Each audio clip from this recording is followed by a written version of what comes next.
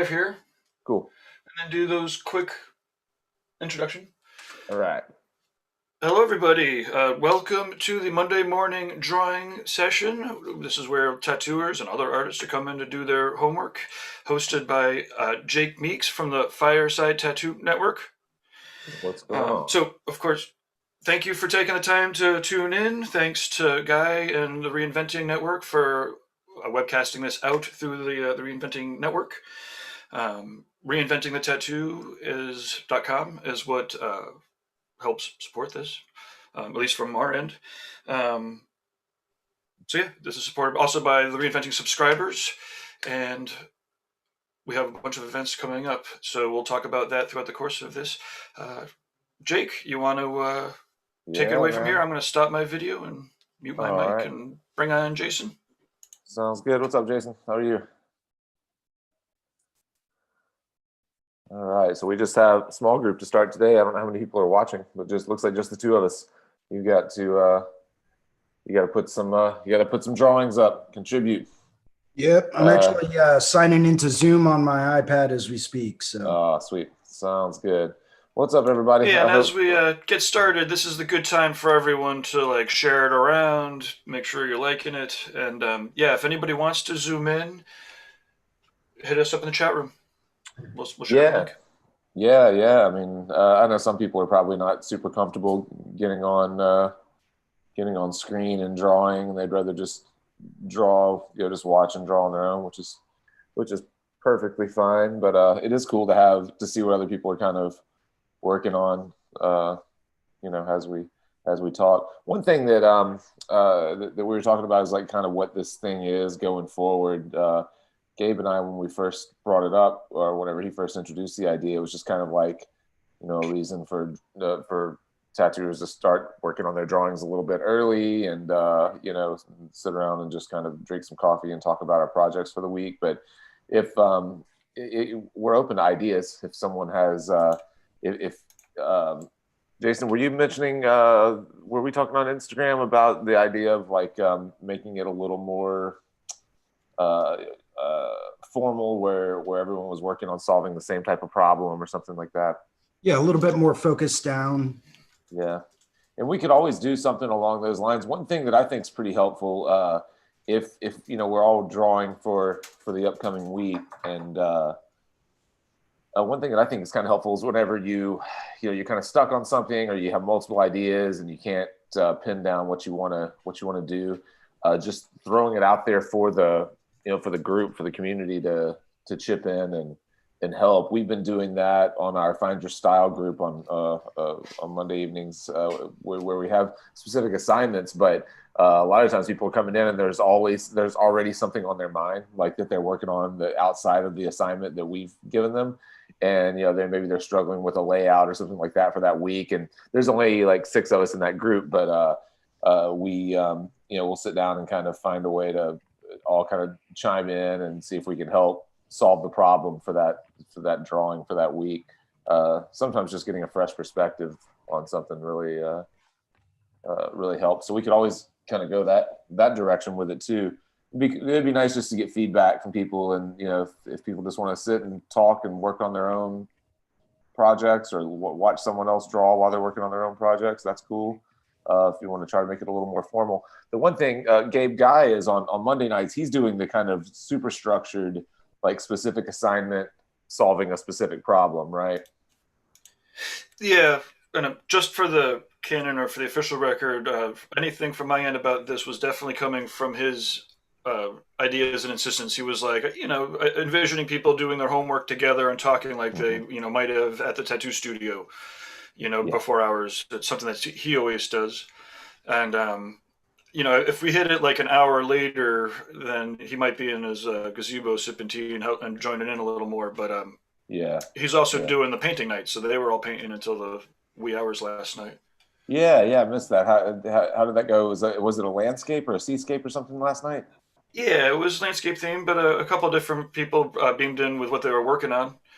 Yeah. Leo out from New Mexico, he's been catching these now. He beamed in. I Yeah. don't know if you know Leo. He's like a illustrator type. I Maybe so. Maybe we've done. Has he been on something maybe that that we've both worked on? I feel like maybe he's been on either a I'm critique or something that we've done before. I'm sure. Uh, I don't know if he's beamed in yet, but he's definitely been to like real world events, yeah, like the gotcha. art retreats. Again, he's a painter illustrator type, so so they all got to talk illustrators last night, and a little bit of Yeah, the Michelangelo, was he an illustrator or a painter, right? He was yeah, yeah, painter for hire. yeah. Um, that's cool. It Yeah, seemed pretty that's cool. I tuned in and out. Sandy had that one, so I watched it, made sure everything was cool. But then um, I'm either up early or up late, and sometimes I'm up. Point being, um, yeah. Sometimes both. Um, what we can do if people so are, this can go as far away. Like this is a group. Ideally, guys' vision is to have as many cool drawing groups as people want to lead in whatever Mhm. flavor they want. Yeah, yeah, it's a great idea. I'll tell you what, while we're talking about it, if you want, I'll share. I'll do a screen share just so we're not just looking at people because I am working on a specific project this morning. That is, let's see, did that work? Damn. Uh, I'm working on a specific project this morning. It's an existing piece, but I kind of painted myself into a corner a little bit on it.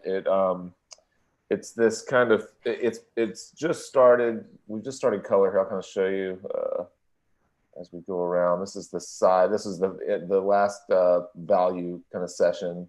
It goes around the side. The client was pretty specific on how he wanted the piece to flow. He has a full sleeve on his right arm, and he wanted to kind of connect it at the top and then just sweep down the left side of his back and rib cage and a little bit onto his left deltoid. So he was pretty specific about the shape that it took and about what the obviously what the subject matter is. This is some type of character that it's crazy. It's a recurring kind of dream or nightmare that he's had since he was a kid with this person and this like kind of faceless, dark shadowed person with this long kind of yellow coat. It reminded me of that movie from the 90s, I Know What You Did Last Summer, whenever he was first telling me about it. I don't know if you remember that movie.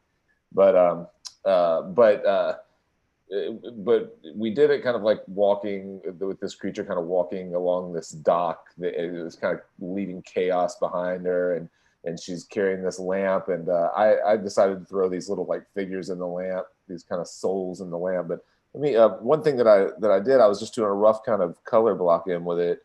This is what it really looks like at the end of the first color session, and but I wanted to get a nice glow from that lantern.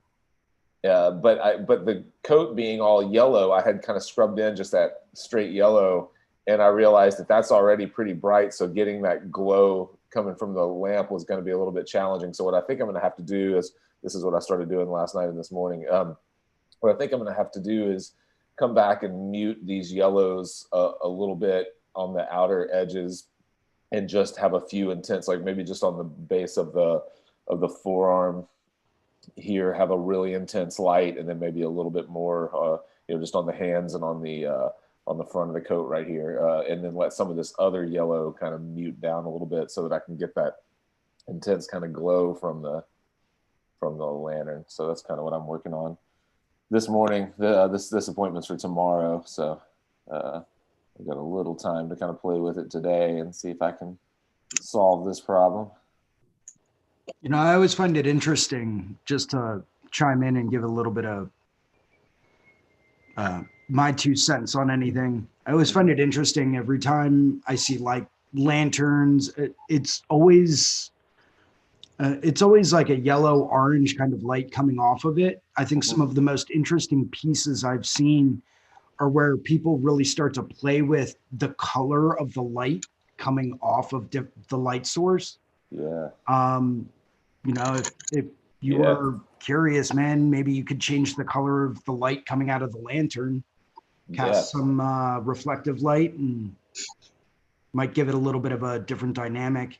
Yeah, that's a good idea. That's a good idea. You're absolutely right. You can play. You tend to want to use those kind of warm tones just so that it looks like it's got that that warm glow, and usually warmer colors tend to come forward a little bit more. Um, in this, I kind of started playing with that a little bit. I introduced this kind of pink out of nowhere. My original idea was just to keep this a super simple complementary color scheme with just basically blues Okay. and yellows. But I've already kind of gotten away from that. If you look in the I've started to move those blues more into some greens in some areas, and Yeah. that little like boathouse thing. I've started to lay a lot of color in the old busted wooden slats and stuff like that. So it's starting to creep into more color, and that's why I started to introduce this paint. But yeah, that's a good idea. I could always really push the glow from the lamp to a completely different color, and then I could bathe that yellow coat in a completely different color of light. That might be a good way to deal with it. Yeah. Like I said, just my 2 cents on it. Yeah, no, absolutely. I appreciate that.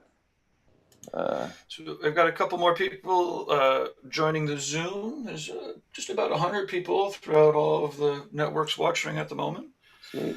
But Tony is currently connecting from the Mediterranean island, so it's All still right. connecting. And Melissa is late to bed, early to rise for these. She's working on her tattoo design. She was on the painting last night. Oh, nice. Good deal. Yeah, so that's cool. We got some kind of recurring people that are starting to jump in on these each week. That's awesome. Uh, I know that a million have been jumping in on them a little bit too the last couple of weeks, and maybe a little bit late. And I think SJ, who's part of our Find Your Style group, is was on it a couple of weeks ago, the last time that we did it. So it's nice to see familiar Yep, she's folks. watching. She may Okay, join. what's up, SJ?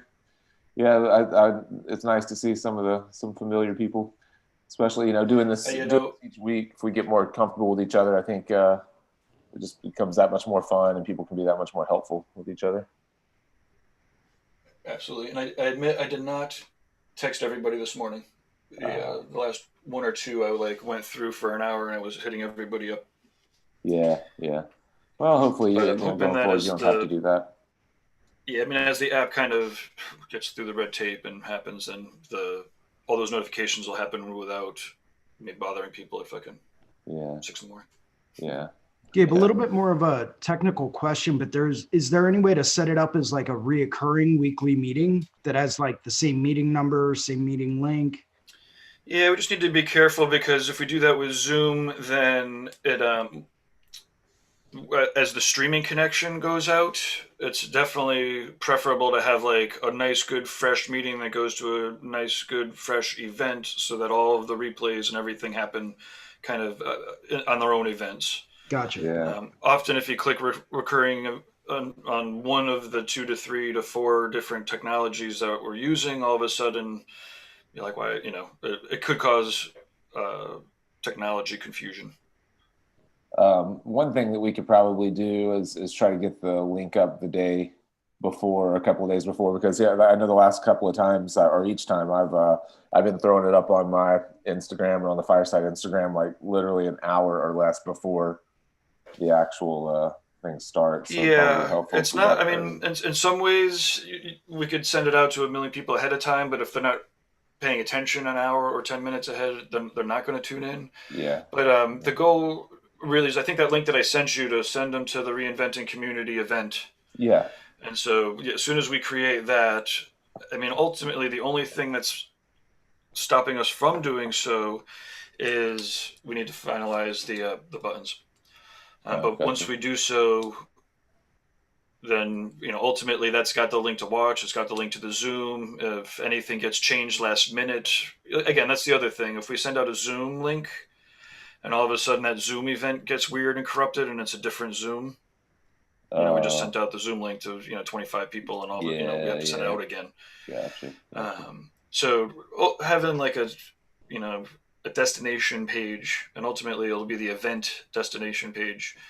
Um, and yes, Yeah. getting it out a week ahead of time. There's no reason why we can't. I mean, we could set up 5 events ahead of time, Yeah, yeah, yeah. That's what I and just we will starting January. cool. Yeah, Sandy had reached out a few days ago asking if I had anything to use as a thumbnail, and then I wasn't anywhere near my laptop or any way to grab anything, so I kind of let it slip my mind, and then I saw she made the post using an existing thumbnail. I was like, so I ran into the studio and just like started opening sketchbooks and taking photos, and I probably sent her a dozen uh, just like sketches to use for stuff going forward. And then as soon as I did it, I was like, why don't I do that for everything? When someone asks for, you know, an image to use for a thumbnail or whatever, like it takes no more time to go through and plan for 5 weeks in advance than it does just to pick the one for that week. Absolutely, 100%, and it's Yeah. a million times more effective to do it ahead. It's just, but ultimately, it's time management is uh, insane right now as I'm trying to port over the reinventing canon and all the courses and curriculums and the videos to the new platforms. So Uh, yeah. whenever I'm like, why are we doing this like regularly every time? I'm like, oh, because we're Yeah. spending an enormous amount of time moving shit over and getting everything tight. That's a lot of Right. work. Right. But it is all getting done and shit's getting checked off the list. I might propose if there was a theme, we could have making a Monday morning drawing group poster be the theme. Everyone Yeah. comes up with their own variations. Could do a black Oh work, yeah. could do a color, or whatever it is. Yeah. Yeah. That might be cool. Then we'd have anywhere between 3 and 6 images to use to promote the group. Yeah. Yeah. That's a good idea. I'm using it for you guys who use Photoshop more than I do. This brush that I'm using, I don't know why I just noticed it. The mixer brush tool, I can't tell exactly what it's doing. I think I choose a color and it mixes with the underlying color a little bit, which I like, but I sometimes it doesn't seem like it's doing that. Sometimes it seems like it doesn't do anything at all. Let's see right now, I'm trying to use it Colors over on where. that specific layer. Ah, okay. That's probably what it is. Let me see. Yeah. Yep, that's it. Okay, cool. Thanks. Yeah, no problem. I had to find that out the hard way. Yeah, because I was like trying to find a way to. I'm trying to change this color as it goes up the fingers here, so that I'm just testing it. I don't know if I'm actually going to do this or not, but this kind of pink glow on the lower fingers, and I wanted to change it to this kind of blue glow, but it wasn't making that transition. It's because the blue's on a different layer. Sweet. All right. What do you, Jason? Do you have anything going? You want to show? I can Oh quit my yeah. screen share. Let's see. I'll stop mine for a minute. I was just trying to have something up so that people weren't just watching us staring at our screens. All right, you're up. Yep.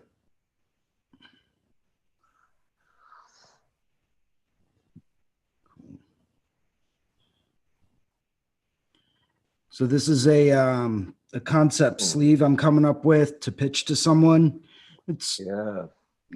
kind of building off of the ideas that I was working on during the last Monday morning drawing session with chrysanthemums. Yeah. Just sat down. I've been working on them on and off over the last couple of weeks, and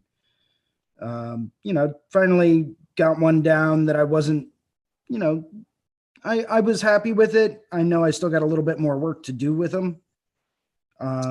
But it's a rough concept sketch that I got going on. Yeah. I love it. It's got Hopefully a ton someone of. will pick it up and, grab it. But I've got someone specific I'm trying to pitch it to see if they're interested, if they don't want it, or if it's not the direction that they're heading.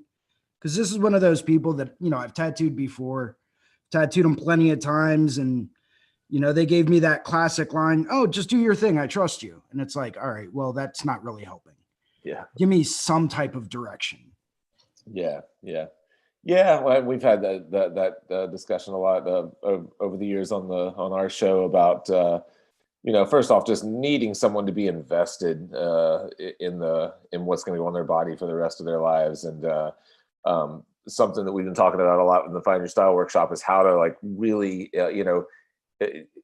how to engage people and get them to think kind of outside the box about why they're choosing the imagery that they're choosing, and create a story or a flow or like a narrative along with them during the consultation, so that you can tease out a lot of cool stuff that isn't just I want a wolf and a lady. It's like, all right, well, what are they doing? What do they have to do with each other? Why do they exist in the same place? What's the story? Let's come up with let's invent a story that goes around them, and then we'll find a lot of cool elements or an atmosphere. Like, where are they? Why are they there? What other stuff might be in that world? And that kind of like engaging people that way early on, I think makes your job so much easier on the back end. And I think we all think we want to do our own thing, and just create our own one-off designs and sell them to people. But it's like once you really get into it, you really want the people to be invested in what they're going to be wearing the rest of their lives. They need to be able to tell that story, as well when they're showing the tattoo off. So,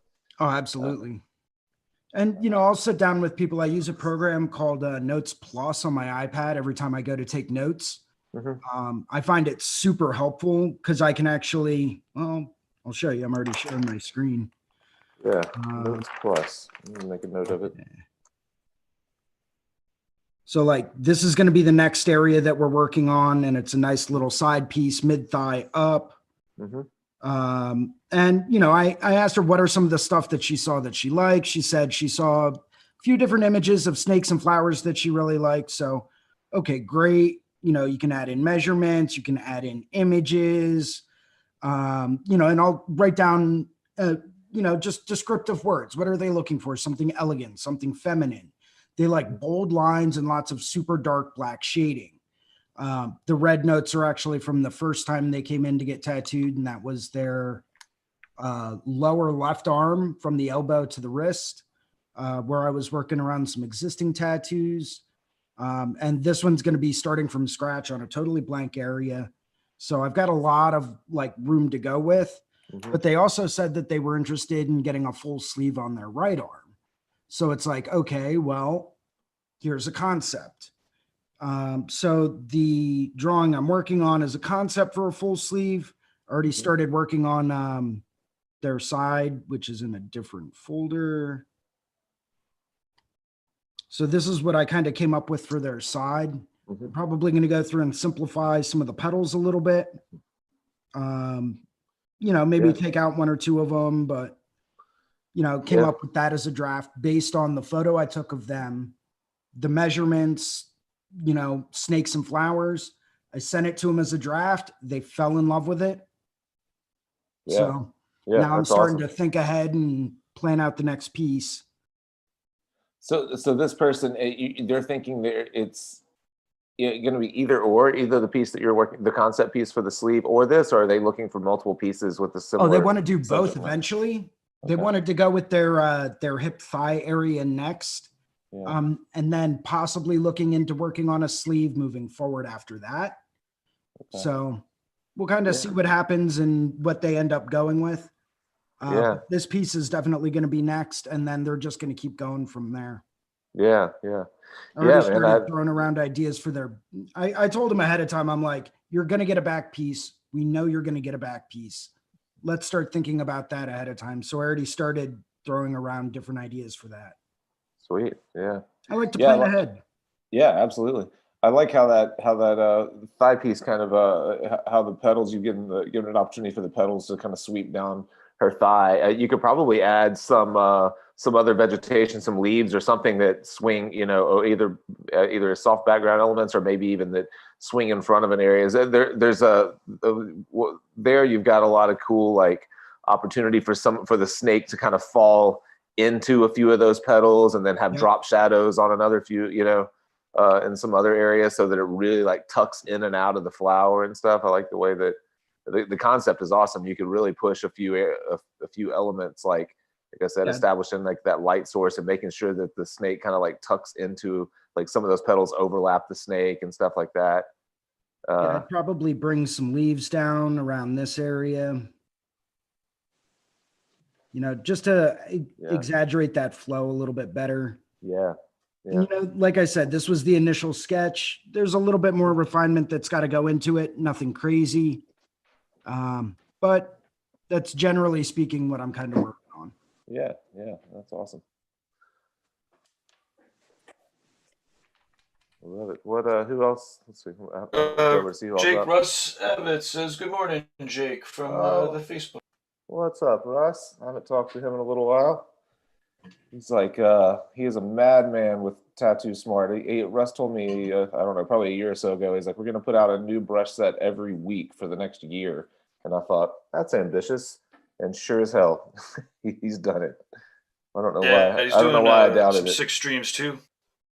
I haven't seen it. I saw something pop up about a YouTube stream with with someone else that I knew, and I was like, oh, I need to check that out, and He I did. missed it. BJ Betts was on last night. It was pretty awesome. Everyone Oh, was drawing out scripts and whatnot with the script sets. He's done one. oh, I think Mike Chambers was before that. that's what I saw. I saw the one with Mike. I didn't see it, but I saw that one pop up with Mike Chambers.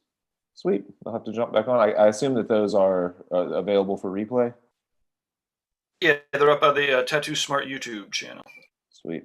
Yeah, I'll jump on and check those out.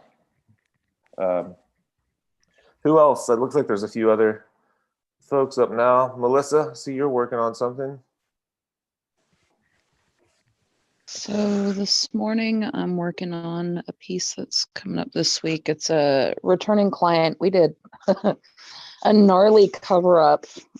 He had like some home scratcher type stuff all up and down his forearm. About 2 years ago, we did some cover up work for him. He's really into skulls and monochromatic blues and purples. And so we're just continuing up the arm, this area.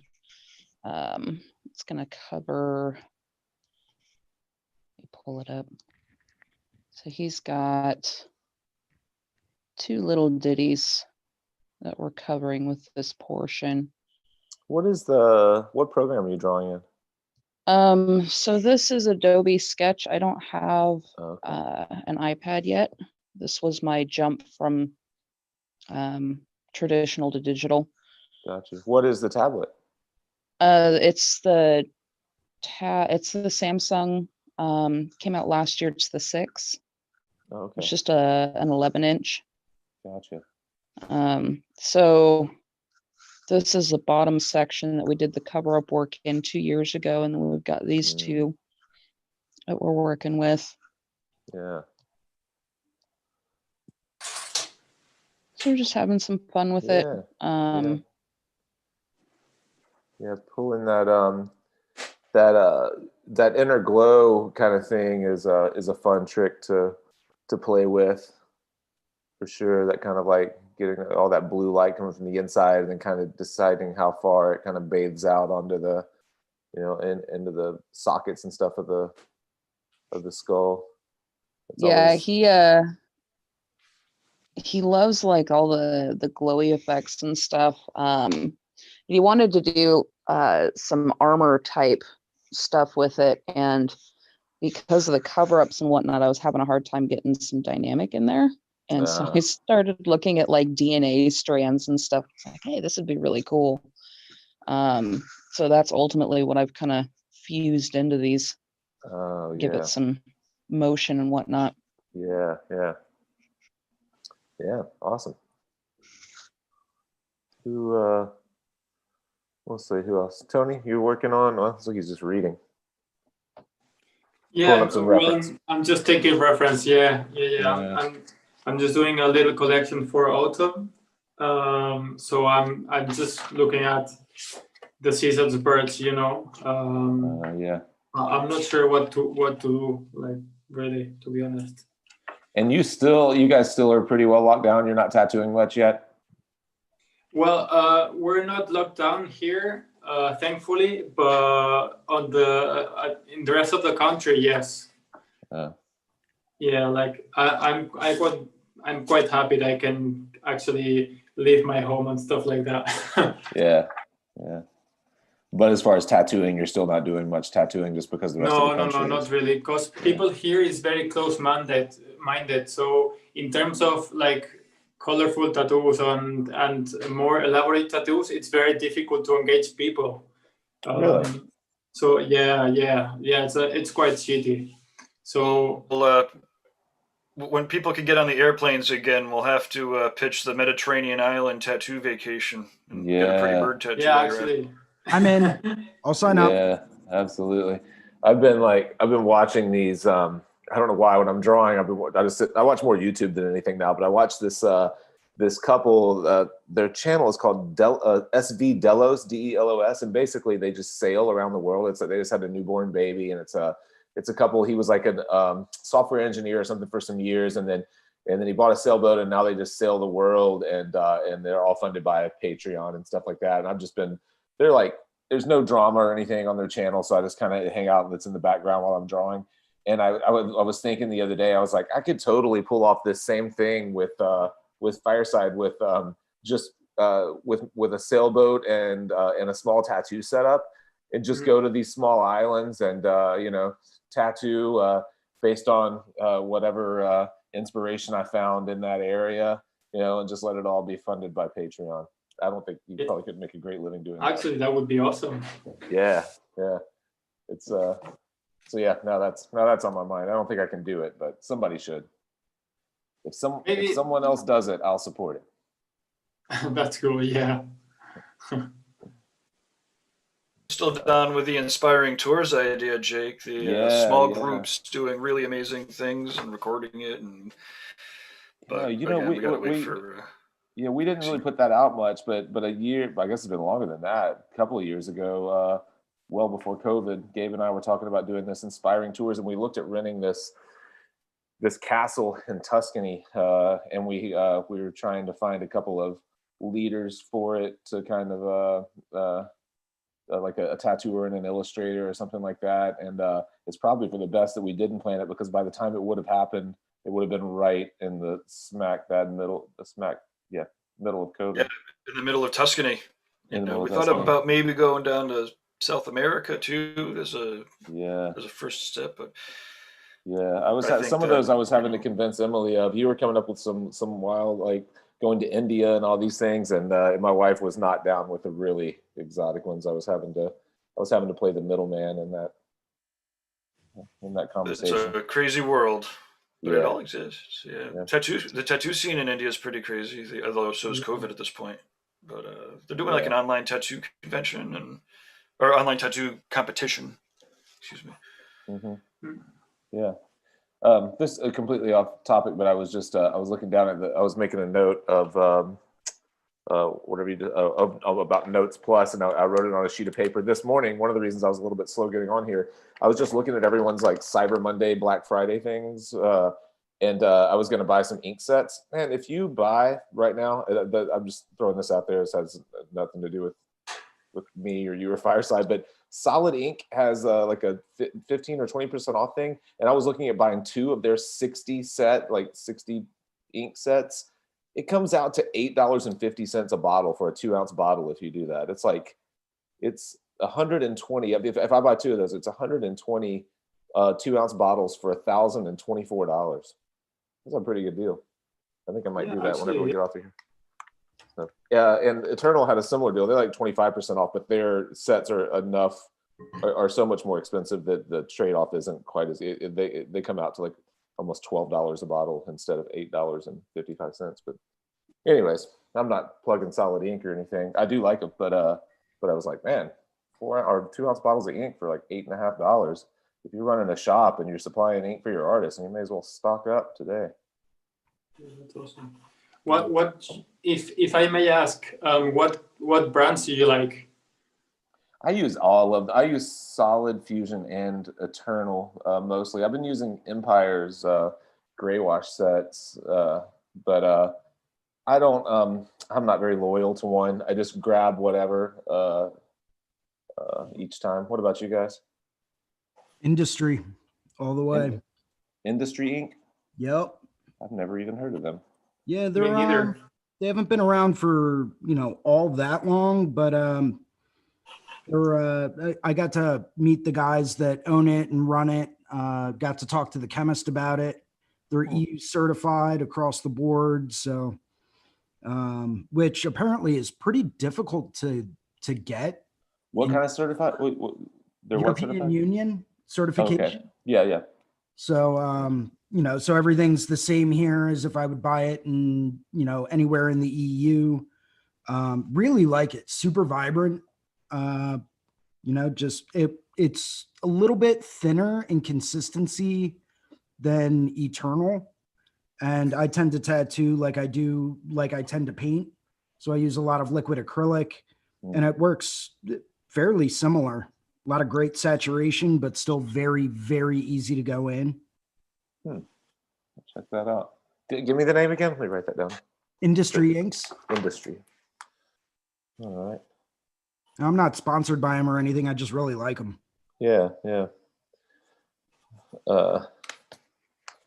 I've told you guys before that Andy Chambers and I are working on doing this Find Your Style thing, and he's been showing some of his, like, the way he mixes complementaries and stuff like that to get some of these funky kind of weird off tones. And he has a handful of inks by the South American group Hollow, what's the name? Electric Ink, and he has a handful of electric ink colors that he's mixing into some other colors to get these really funky off kind of muted tones that I've tried to look up and grab and buy, and you just can't. I don't know why. They're apparently they're the largest supplier in South America, but you can hardly buy them here in the U.S. It's really weird. Everything's sold out.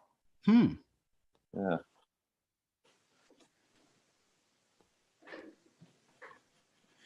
I was just gonna say the industry inks fellas. I don't want to misrepresent any details, but they definitely have long roots in the tattoo ink world too.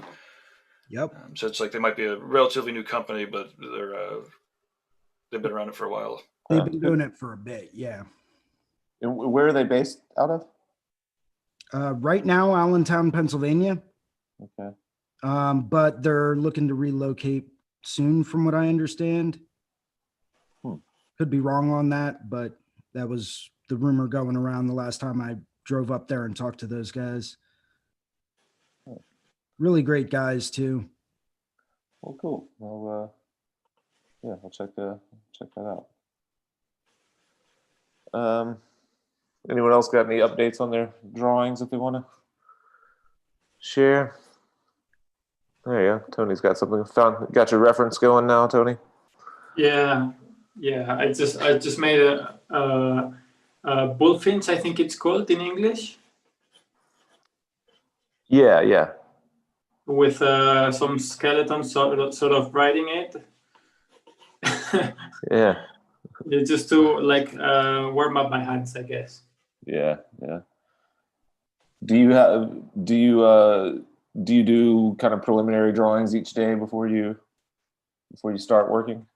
Yeah, actually, yeah. That's the best way to then approach it with a more. Well, I don't know. I just feel like I just feel more dynamic after warming up a little bit, and then I can get to my objectives. Yeah. Designing and stuff like that. Yeah.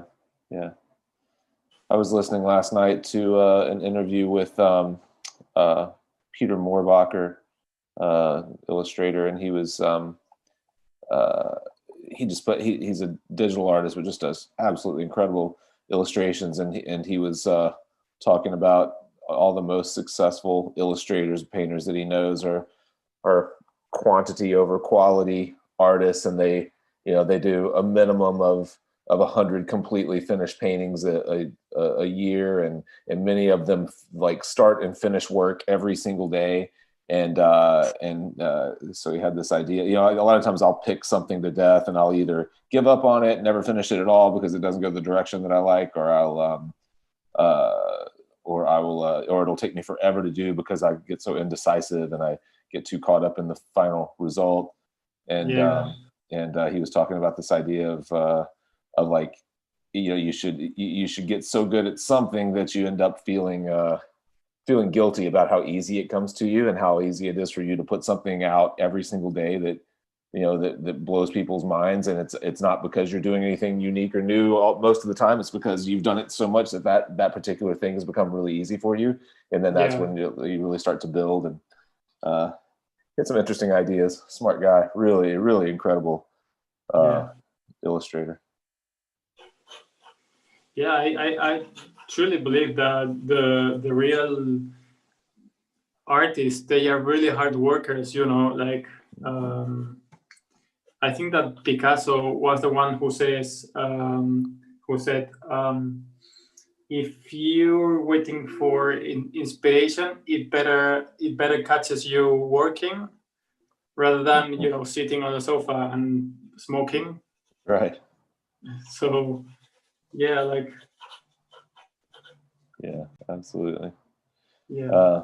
That I could stand to take that advice for sure. I've got a problem with finishing things. I was listening to that Moorbacher interview last night while I was cleaning out my studio, and I've just got so many paintings and drawings and things that are stacked all over the place that it was getting to the point that I couldn't walk through here. And I started going through them, and I was like, what do I do with any of these? I either need to finish them or throw them away, or like for a second I was like, well, maybe I'll get some containers and like start storing some of the stuff in the attic. But then I start going through the paintings. I'm like, why would I store any of these things? Why don't I just commit to finishing something?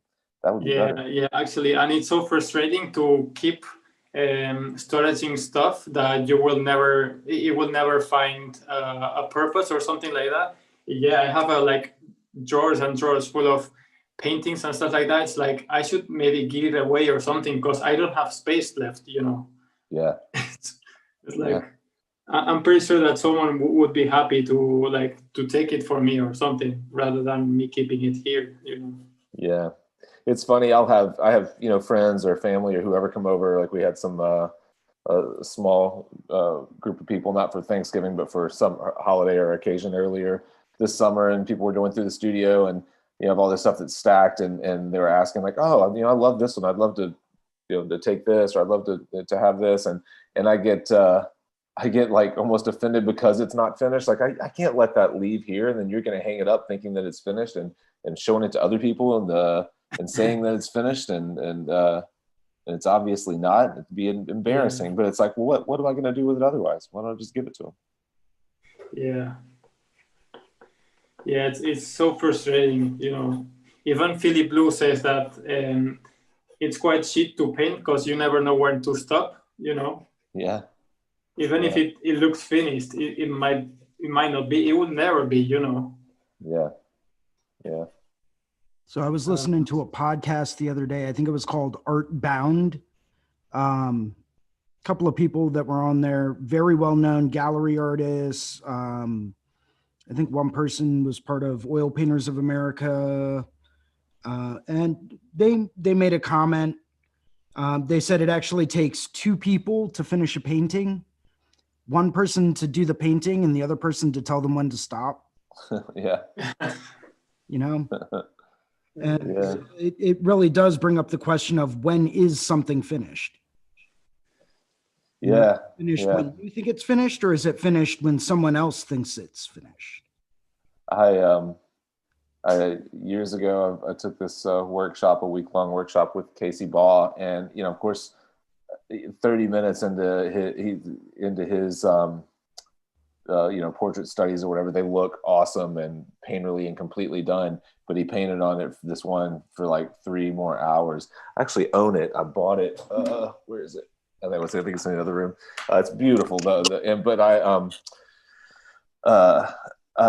asked him while he was working on it, when I thought it had been finished forever, I was like, how do you know when your paintings are finished? And he like sits there for a second and he was like, I guess when nothing bugs me about them anymore. I was like, holy shit, I would never finish anything if I waited until nothing bugged me about it. Right. Which, there you go. I don't finish anything. Morning, guys. Morning, guy. Morning, guy. How are you? Doing good. I fell asleep in the middle of last night's paint session. That's the dad life. So I'm gonna hop on it now, and I know that you've only got another 20 minutes or so before you got to run off and work out, but please drop in and say hey. Yeah, absolutely, man. You guys. Hey, Jared. I'm doing great. I'm doing a little prep work for a tattoo for tomorrow, an existing piece that I didn't think out quite far enough or plan quite well enough, and I'm trying to make some decisions after the fact, which I end up doing a little bit too often. But that's where. So what is it about it that made you decide that you hadn't planned far enough? I got caught up in one idea, and that was the color of this kind of rain jacket. This client has this reoccurring dream about this person, this elongated figure in this yellow coat. And then at the same time, I really wanted to create a super nice glow, deep or like a bright, warm glow from this lantern. And I had gone through and I'd scrubbed in all these bright yellows in the jacket, which kind of like jumped forward. And then whenever I'm going to tackle this lantern tomorrow, and I was like, oh, I've already got all these bright light colors, so I need to come back and neutralize a lot of those a little bit so that I can intensify the glow from this lantern. And I just didn't. I guess I was thinking most of this is an underpainting anyways, just kind of like a flat bed of color throughout that coat. But if I had it to do over again, I probably would have muted the coat a little more on the front end or pushed my value study a little bit further, used more grays in the coat. When I did the value study, or not value study, when I did all the black and gray on this piece, before I started color, I left the figure pretty well. I think I've got a photo of it. Let me see.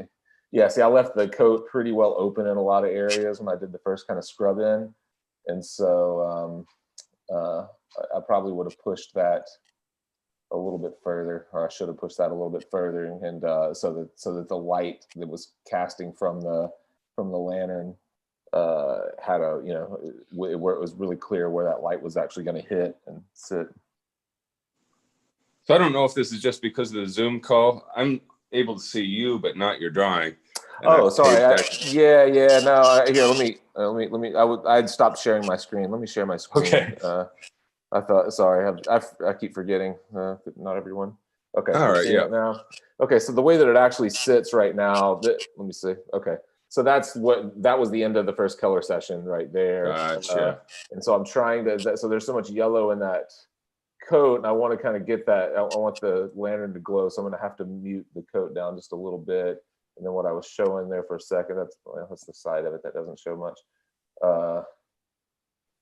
Yeah, so the value, this was like the healed kind of value study. I just didn't do much in the coat. I left it super open because I thought I was going to do most of it with color. But I wish now that I had spent a little more time rendering the coat in gray and even the lantern. So see, I started color before I even got much gray work done in the lantern. So I don't know. I got ahead of myself. So yeah. Well, I mean, the funny thing about glowing effects is it looks more lit up the darker you go with surrounding stuff. Right.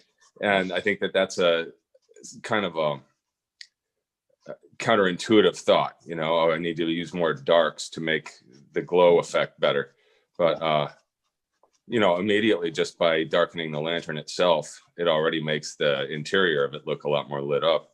Right.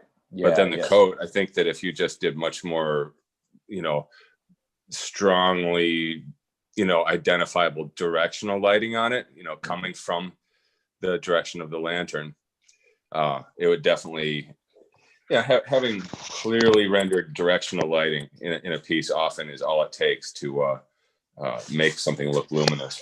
Yeah. That's a good point, and that's one thing that I'm missing here is like where that light's actually striking. Maybe on the backside of the forearm. I've established that a little bit, but then like in the body of the coat or on the shoulder, or really darkening the backside, the whole left side of the figure in the coat would help to kind of show where that light's actually coming from. So yeah. Right, or like the hood. The front rim of the hood would be lit up, by the lantern, and especially to the right side a little bit more. But then as you get farther back, on the hood, you would get into some dark shading there, and that might help to pop that light source some. Yeah. Thanks. Yeah, that's a good point. Definitely. Light sources are tricky though. No doubt.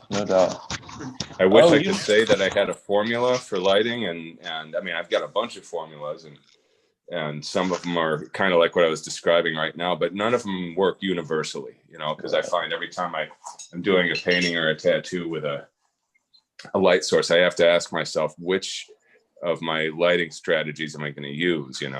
It's like there's not one that applies to everything, and none of them work perfectly. So it's kind of like, am I applying classic physics or quantum mechanics here? But they don't meet in the middle. It's not like I've figured out a perfect model.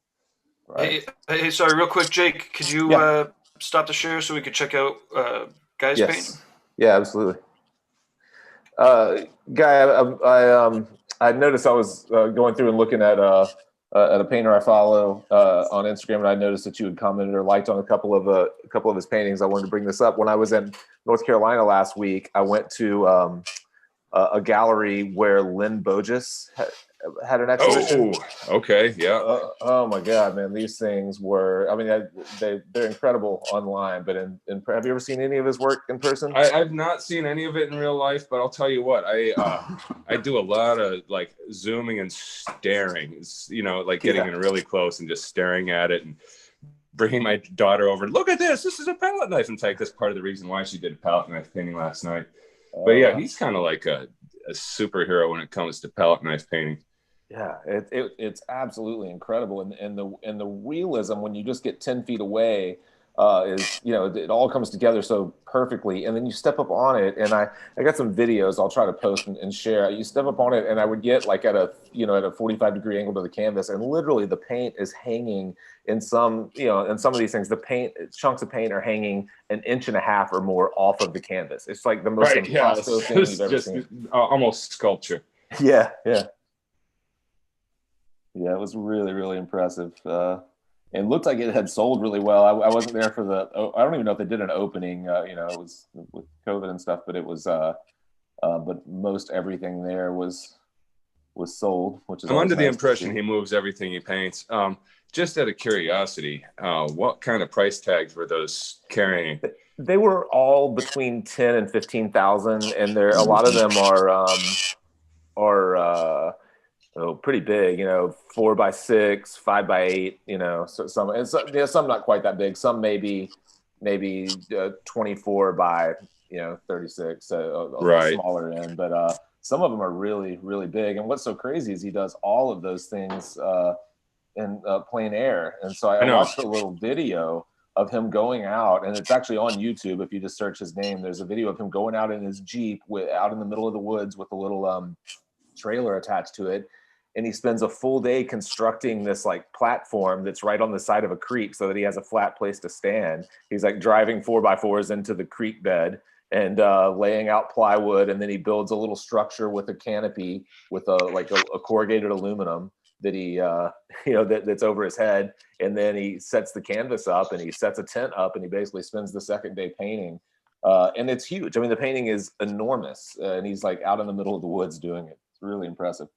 Yeah, it's crazy. And so he bought this big piece of property in West Virginia so he could just have easy access to all the creek beds that he wanted. It's usually creek beds because you've got that great combination of water and, especially in the wintertime, the frozen stuff happening on the along the shore.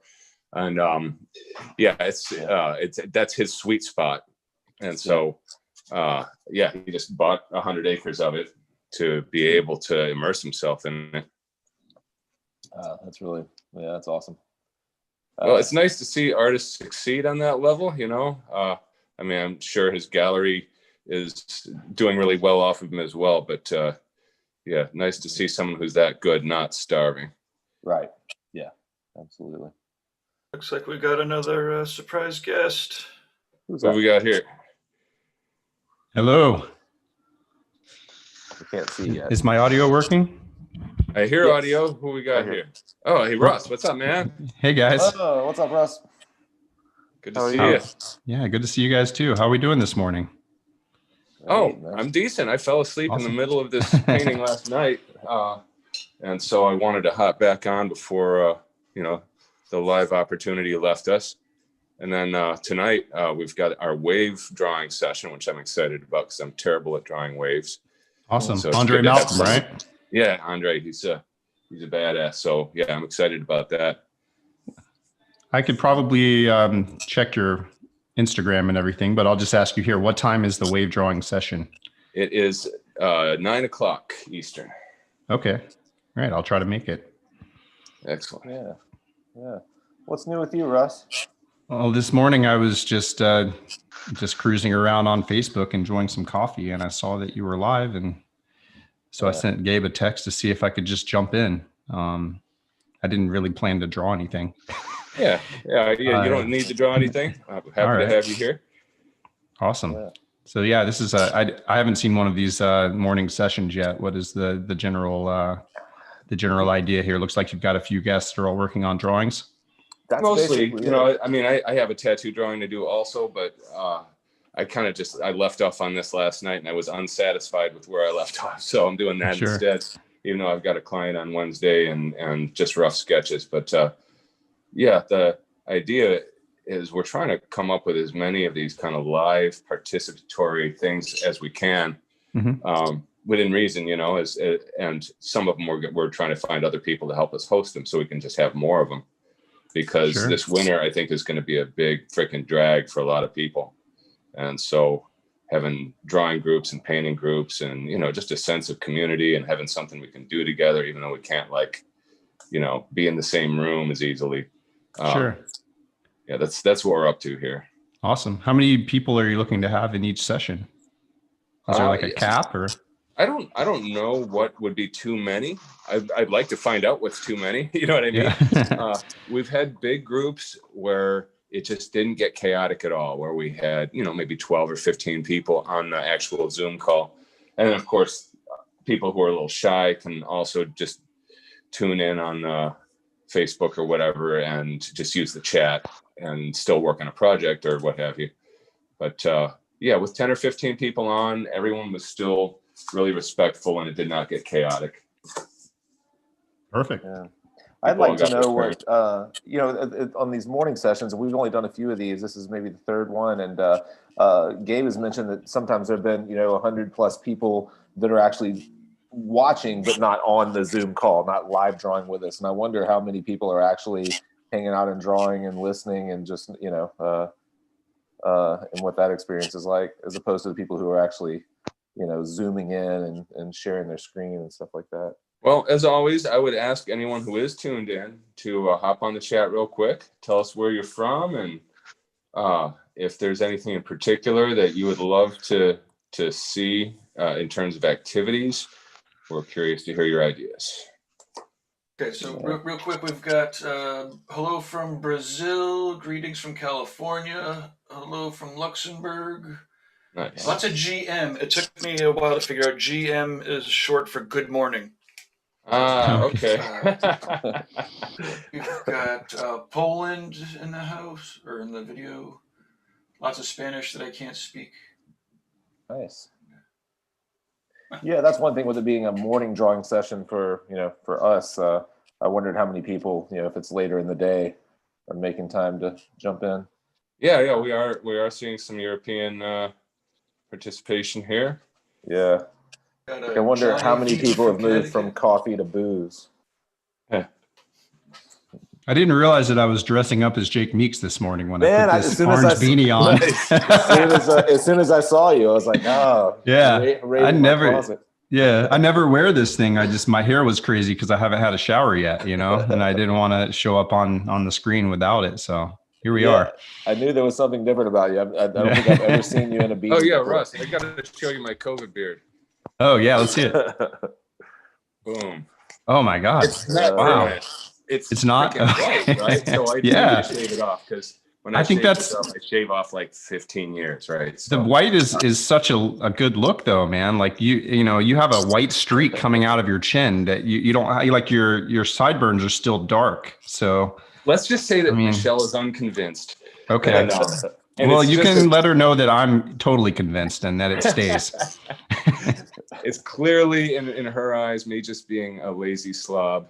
And we're having trouble with a light fixture in our bathroom. I know that's a super lame excuse, but it's hard for me to do it properly. Right? Fair. I've tried to fix it twice, and I can't get the right transformer, so I've got this perfect COVID beard excuse. But that's pretty lame. I think it's lovely, man. I saw Joe Cap has something like that going on too the other day. He was live and had a beard. I've never seen either of you guys with a beard that I can recall. This is the most bearded I've ever been. Which is funny because when I was a little kid, I remember taking one of my yearbook pictures and I was curious, what would I look like with a beard? And I drew this beard on. I'm like, yeah, man, I'm going to do it. But now I'm in my 50s and I'm finally getting around to it. And I'm still not even sure about it. So I tried my COVID hair idea was to grow long hair, and I didn't make it. I ended up having to cut it. Yeah, like it's just too thin on top. You know, it's just that's an unfortunate thing, that involuntary mullet. Yeah, exactly. Yeah, it wasn't ever gonna work, but now I know for sure, so I can never try again. I guess we're done with that. Yeah. So we also have people beaming in from good job from Amsterdam. Love being able to watch from North Carolina. Johnny V lives in tattoos in Connecticut, and then Anthony is in Texas. Nice. Well, thanks for joining us, y'all. And this is happening every Monday morning. And the idea is to bring your tattoo homework, stuff that you're actually going to be working on that week. I mean, that's not what I'm doing right now, obviously, so I'm a terrible spokesperson of the idea. But, tattoo homework session. I'm only working on this because it's still sitting here and I didn't finish it last night. But I actually have tattoo homework I should be working on. Got a sleeve. Yeah, I got a sleeve that I finished this guy's other sleeve in the summertime, and I just sent him a half dozen rough sketches. And it's not like I'm giving him a choice, but when I did the rough sketches, it's kind of like I didn't have a preference necessarily. I liked all of them, and if he chooses the worst of all of them, I'll just say, yeah, that's the worst of all of them. So let's not do that. I can be honest with people that way. But what I'm really asking for is just a reaction, and not necessarily to drawing A, B, C, D, or E, but parts of them. If you can point out, oh, I love the elbow area on this one, and that kind of thing, that helps me a little bit, because sometimes with the abstract stuff, there's just so many places you go with it. It's nice to have a sense of the client's taste, which is sometimes hard to suss out. Yeah. You also have someone beaming in from Senegal, West Africa. Nice. I wish I had the tattoo. I have it. I never did. So I don't know if we know any African tattooers, but they're watching. Man, that's awesome. So many folks from so many places. I am about to beam out so I can go get my exercise. You get a workout session. Okay. Yeah. I'm gonna go get strong. But I enjoyed it. I'll see you guys next week, and hopefully I've made enough progress here to make some improvements on this tattoo tomorrow when I start it. Guy, that piece is looking great. Everyone, thanks, Russ, man. good to see you, man. Russ, let's catch up again soon. Yeah. All right. Yeah. Take care, Jake. And Cheers. same to everyone else. Yeah. You guys all take it easy. Take care. All right, see ya. Thanks, man. So Russ, you been doing much tattooing? Not a whole lot, no. Yeah. I've been tattooing something like 1, maybe 2 times a week. Yeah, that's me. Yeah. About the same. Which it still feels like a lot when you've got other things going on. It's work. And, there have been a lot of cancellations, even the 1 or 2 appointments I have a week sometimes don't happen, Right. It's yeah. one thing or another. And, of course, we just want to take the most caution and say, yeah, okay, no penalty on your deposit. Yeah, no worries at all. So. Yeah, I mean, every cancellation I've had lately has been because, one of my coworkers has just tested positive. It's like, okay, stay home. Yeah, exactly.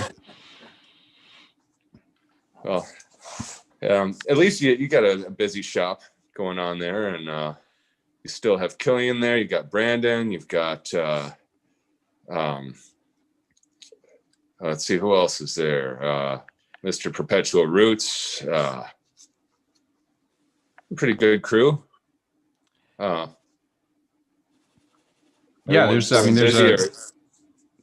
a full house, and we're doing good as a shop. So, there's not like a huge need for me to be tattooing financially. Not really because of the shop. I wouldn't say that's a huge profit for me. But I've got a lot going on with Tattoo Smart too. So between the two, it's like there's work to be done no matter what. So I don't need to be tattooing all the time to keep myself busy.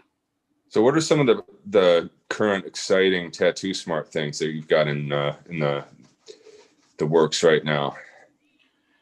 Well, today, last night, I went live with BJ Betts, and we talked about this free holiday greeting card set that we made. It's called Season's Greetings, and it's going live on the site today. It's just 20 different kind of sayings written out, like season's greetings or joy to the world, happy Kwanzaa, happy Boxing Day, all that fun stuff.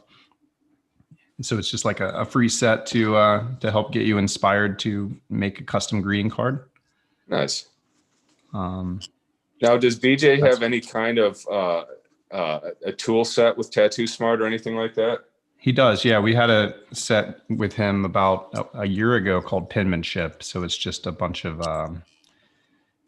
pre-drawn like individual letters. Like I use the script set quite a bit to just kind of like choose the capital letter that I want to try, and then switch over to the lowercase letters and arrange them. And he has all these different options. So there's like if you were writing the word tattoo and you've got those two T's in the middle, he's got an option for two T's that go together and an option for two O's that go together. So you can really kind of like internalize that, that design language and kind of stamp it out and arrange it and draw on top. And it helps a lot if you're not, so practiced with drawing script. And then there's actual script lettering brushes like brush pens and all these different, basically copies of the old dip pens in the set. Yeah, so Gabe's bringing that set up. Oh. So yeah, it's on sale right now for Cyber Monday. And yeah, I mean, that's the most recent thing I can think of because it's fresh on my mind. We were live for 2 hours last night on the Tattoo Smart channel, talking about all that stuff. Yeah, those are such important tools. And, like my own lettering is, obviously I'm not a lettering specialist. And I look at something like that, even just a tool set like that, and it can take somebody with just general tattoo skills and you can really make good lettering. It's a huge difference. Yeah, it's like, when you watch BJ draw letters, it's so mesmerizing and fluid. He just busts everything out in one pass and it looks amazing. And then I try to do the same thing, and it's an hour of messing with each letter, trying to get it to all fit and flow. And that's the difference between, specializing and doing something, every single day over years, and just being, more of a layman and having to kind of, figure it out just for one project that you have to do. It's not really in your wheelhouse, Yeah. And, what happens is you end up knowing just enough to be able to see that it's not very good. You know what I mean? And yeah, exactly. You have to really work it. Yeah. And that's how you end up with those hours in it. Exactly. Yeah, we just had some lettering done by Sam Taylor. Oh, cool. We're super excited about. Finally, the reinventing logo has been redone, and we've got that off at our graphic designer right now, and that'll be hitting the streets in the next couple of days. And I've always really enjoyed his approach to lettering, where he throws in some interesting little 3D graphic effects in there and that sort of thing. And yeah, his stuff is so cool. Just got a great character to it, and I know that it's a look that you would appreciate too. It has a little bit of that classic kind of thing going on with it. So we're really geeked about that, and having all the vector graphics and being able to swap out colors and things like that, pretty exciting. So Awesome. maybe we should go around the cameras with people who are drawing, and let's check out some of the drawings you got going on. Cool. Let's see, Melissa, you first. Oh, of course. So as I was saying to Jake earlier, this is a continuation. I did a lower forearm cover up, some really, really gnarly stuff about 2 years ago on this guy. And he's really into the skulls, wanted a full sleeve of them. Eventually it'll go onto his back, which is why it comes up into here. And he's got a double cover up through here of some small little bangers. He wanted it to be more armor-esque, but I needed a little bit more dynamic. So I pulled in some DNA strands and just kind of played with it. He loves it. I'll be tattooing it later this coming week. Because I really enjoyed that. Yeah, I like the big movements in that. So that's looking at where it'd be connecting on the upper back. Is that what the upper right stuff so is? up here would be where it rolls. Yeah. So up here is where it kind of rolls off to the upper shoulder into the back space. He's actually got really small arms. And this will kind of pull around the edge of his bicep into the inner bicep. And then I've got to figure out something to throw in there too. But it's basically all just skulls and glowy effects, monochromatic, little pops of purple, little pops of blue. Very nice. Yeah, I like the limited color. And I'm seeing a few artists starting to do that, like basically black and gray work with just an accent color. And that's a good look, you know, when you pull it off right. Dad, tell everyone that I'm painting. Looks like daughter is going to join us and do another landscape. I kind of like it. They can fit some blue onto the. All right. I really enjoy doing the landscapes. It's enjoyable. Okay, so who we got in here? Tony? Nice. Is this getting tattooed today? No, I wish. No. This is just a warming up for my previous design. Because I'm doing a little flash for the autumn season. Okay. Birds and little animals. So I'm just warming up now. Yeah, that's great. I really enjoy the little skeleton riding the shoulders of the bird. I have not actually seen that with a little songbird before, so that's clever. Oh, thank you. Thank you so much. Thank you. I've been doing this kind of writing characters for a wee while now, and I'm really enjoying it. To be honest, it's fun, and you know, if people get it tattooed, it's just like the best thing ever. You know. Yeah. Yeah, it's clever. You know, it's hard to come up with something that's your own that somebody else hasn't already thought of. Yeah, actually, it's. I mean, maybe somebody did it before me. I don't know, but right. But you didn't take it from them. You came up with it on your own, and so it's going to be, you know, your own unique approach to it. Yeah, and I just for what it's worth, as soon as you showed up in wherever it was the event, your style was unique enough that it stood out, and it continues to for me. I'm really glad to hear that from you, Gabe. Thank you so much. Thank you. It's way easier to say than do. Okay, so who's next? Jason? Yep, hold on. Oh, it signed me out. That's weird. Technology. I thought we were looking at you. You know what? Well, I was going to say it's not a big deal as long as you can get a pretty decent view here. Oh, yeah. There we go. Yeah, I'm just working on a concept sketch. I'm actually using a couple of Tattoo Smart brushes in this. Thanks, Ross, by the way. Yeah, you're welcome. Looks like a snake brush. Yep. One of the serpent brushes. And then I think all the way in the back, I've got one of the protoplast arm brushes.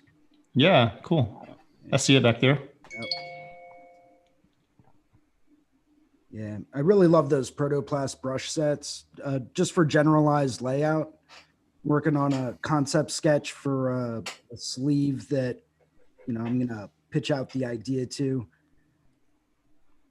Very nice. Yeah, that's why we made those. I think it really helps to, you know, quickly throw down something you can build off of. Oh, without question. Yeah. Well, also that is a structure that has to be pretty like regular and precise if you want it to look good. And especially as you're adjusting, you know, you want to move over a little bit of the belly. You realize the twist is too loose and you want to tighten it. You've got to erase and fix all of that, right? And, you know, having a tool like that just eliminates a lot of footwork. You still have to be able to nice stuff. I like the thing where, you know, you can't just go from zero to making brilliant art. You know what I mean? It's no matter what, you still have to know how to draw, but having these tools just helps. Ooh, I almost put my paintbrush in your coffee cup. Water. This kitten drank the paint water thing and barked it all over the house. He got in here drank paint water and then barfed it all over the house and we got him out of here. So yeah, I suppose if I unmute myself, then people will know what's going on. I have you highlighted, Guy, and then we'll end with Russ and the holiday. Okay, yeah, I'm just kind of hazing and adding more sense of different contrast. You know, I mean, like I'm gonna probably haze over this guy a little bit because it's almost as dark as this. I'm gonna go a little darker in the foreground too, but I'm bringing a little color in. I thought I was going to do this with oils, but it's not happening that way yet. And so now I'm starting to add a little bit of warm green, try to, you know, bring in some of that warmth from the sun. But yeah, this has nothing to do with a tattoo assignment. I'm just kind of picking up where I left off last night. It's cool. And now, Russ, we've got you on. Yeah, cool. So I didn't have anything planned, but I was working on this with my live stream with BJ last night. This is actually just one of his designs from the free Season's Greetings sets that I stamped out. So I'm just kind of coloring on top of it using the Spit Shade set, which is like a realistic, you know, watercolor set that we made. So I'm just like putting in a light gray wash on Santa here right now. So the Spit Shade, if you don't mind, could you zoom your camera in really close? I'd love to see the texture of that. Yeah. Sure. Let me show you as I kind of turn some stuff off here. So this piece of paper here it's based on a photo of an actual piece of paper that was tea stained. Nice. And then we have the kit comes with like all of these. So these are all the different, so like this block is all the 8x10s. So, you know, for instance, this one has like a really crazy coffee stain on it, but it's all from, you know, real authentic materials. Yep. Yeah. And then the way it works is a paper layer will come with all of this when you open it up. So I've got layers that say like sketch here. There's a few layers for color, black, lines, and white.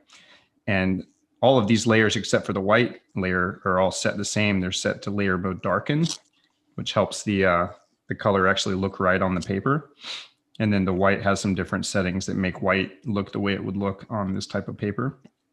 And it's weird because the texture is actually in two different places. It's like I always say it's like a sandwich or a hamburger. Because on top you have these texture layers that represent the sheen. I'm not sure if you can see that going on and off, but it's getting a little lighter and darker. Right. So when it's on, the paper sheen it's like glare from the room. So if you put some black ink down, say like this, let's see. If you put some black down, of course I've got lights in my room. Let me turn those off. I've got those Philips smart bulbs in the ceiling, so I have to use this app. So yeah, turn the lights off in the room. Okay, now you can see my screen a little better. Yeah. But the black there, if you look at paper sheen going on and off, you can see the difference. So even with black on a real piece of paper, you would, you know, obviously you would have some reflections from the room.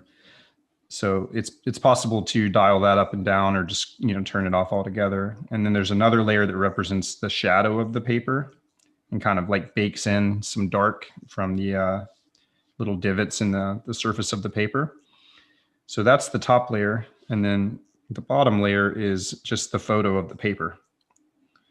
So if I take all of that away, then you've just got a, you know, a pool of black. And you can see the actual texture from the brush, which was is the other element of it. So this brush is made to look like black kind of, or any color bleeding into wet paper. So it's got that sort of messy edge. So how much spread does it have when you draw on there? Well, with this particular brush, it has a good amount. I mean, I'm zoomed in pretty close and it's set pretty big. Is it randomized, or is that again based on something? It's based on pressure. It's based on pressure. And, you know, if you look here, that is the actual, you know, source of the brush. Okay. And again, that was taken from a real, you know, genuine splotch of paint that I made on real watercolor paper and then photographed and brought in to make the brush. So I have a number of these different, kind of natural sources that I used as I was designing this kit. So there's a lot of different fun stuff in there. Yeah, I think having that kind of authenticity is really important. And that's something I think that the early digital brush makers didn't quite get. And they just had these kind of random pebbly kind of patterns. And you still have those on like the Photoshop default brushes, and they're crap. They don't really make any kind of a natural feel at all. Yeah, this whole set was made with the idea of just replicating the natural tools. So we have like Sharpie markers, which are really nice kind of fat line to use on watercolor paper. But, they run out pretty quick because the paper just sucks the ink out of them, right? So we have like a fresh new Sharpie, and then we have a used Sharpie. Yeah, you got to have some of those in your kit. And then we have a dry Sharpie. So it's like way less intense. Yep. The size can change, but so we have stuff like that. What else is in there? This is just a brush that you would use to just apply paint. So it's got a lot of variability with the pin pressure, and you can turn it on its side and it'll get fatter. And then if you switch to the smudge tool, you can grab one of these blender brushes like this one and blend it out as if you have a water brush. Yeah, being able to blend it out after the fact is really cool. Of course, that's like a variation on the smudge tool. Yeah, it's basically just using the smudge tool feature, but it's got some settings in there that make it work really well for this. Yeah, smudge tool is great.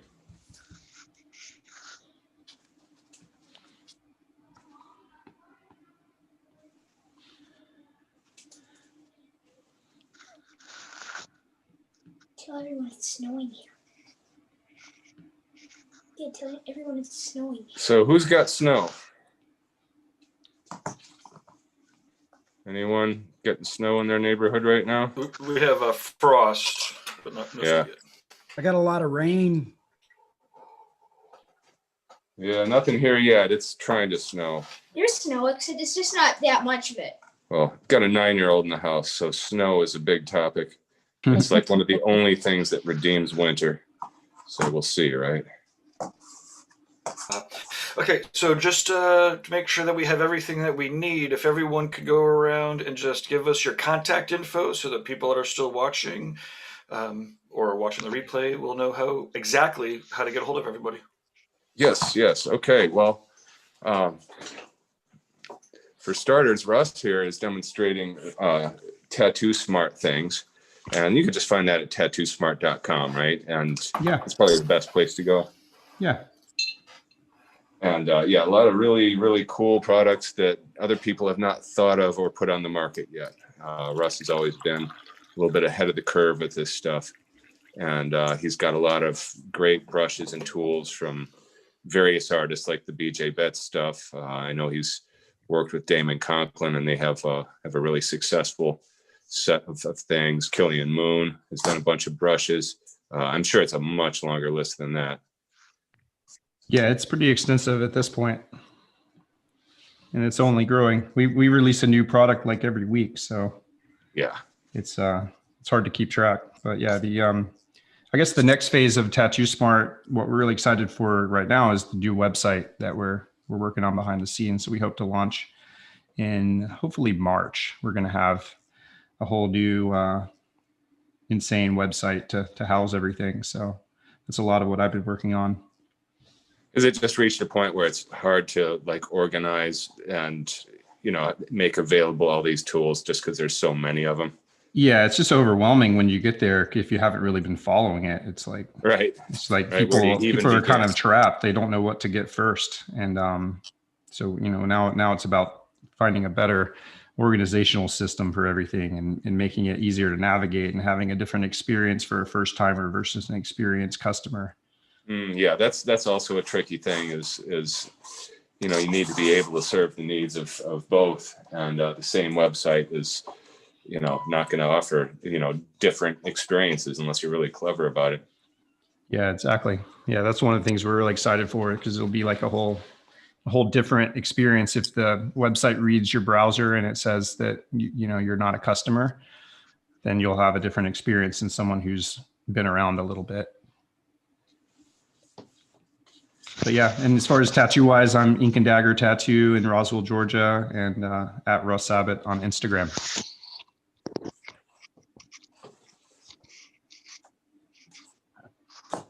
Okay, Tony, how do we get in touch with you? Well, you can find me on Instagram and Facebook. My name is Tony Lee Works, just like it sounds. And yeah, you can find me there, and I can reply DMs if you want. Perfect. And Jason? So I'm Jason Leeser. I'm from the Inkwell Tattoo in Southampton, PA. And you can get in touch with me at Philly Ink on Instagram. Yeah, it's pretty easy to remember. Perfect. Melissa, how do we get a hold of you? So I'm in Staten, Oregon. You can find me sync-ink.com. Instagram would be MAC_MISSA. Awesome. And then, Guy, you want to close us out? Yeah. Well, you know, you can always find me at on Insta, and I always try to check my messages at Guy Aitchison Art. My email is guyomek@gmail.com, GUYOMECH@gmail.com. And we're always interested in hearing from people who are down with hosting stuff, live groups like this or anything like that. Any ideas that you have? We're trying to build up a big library of ideas. So when we have our app live and we're able to, you know, host a lot more live things, we'll have people who are ready. So yeah, we'd love to hear about that, and even just feedback on the things that we're doing here, things you'd love to see more of, anything like that. And of course, we'll anytime we have drawing groups like here, we're not going to be posting like we do with our exercises, but anytime we have drawing groups, we'll have a hashtag. Tonight we've got Andre, which we already mentioned, but that's one where I'm actually going to really approach it as a student and try to just sit back and learn as much as I can. Every now and then I can draw a pretty decent wave, but they never look good when I look at like the people who do it, you know, for a living. And I've had a little bit of advice from a couple of people, but I look forward to really watching somebody who knows what they're doing walk us through it. So yeah, see you all tonight. How are you doing? She's doing another landscape. Yeah. Well, I'm going to shut off the stream. People are welcome to stay on the Zoom, but the stream is now. Well, I'm probably going to be cutting out pretty soon myself, but it's been great to see everybody. And oh yeah, I wanted to. Kaya really wants to show us the speed